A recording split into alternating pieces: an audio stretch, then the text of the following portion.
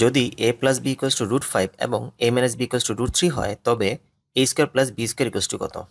তো আমাদের a square plus b square এর মান বের করতে বলা হয়েছে। আমরা a স্কোয়ার প্লাস বি স্কোয়ারের 3টে সূত্র জানি। সূত্রগুলো হচ্ছে a plus b whole square minus 2ab, a minus b whole square plus 2ab এবং a plus b whole square plus a minus b whole square divide by 2। তো আমরা a square plus B স্কোয়ারের এই 3টে সূত্র জানি।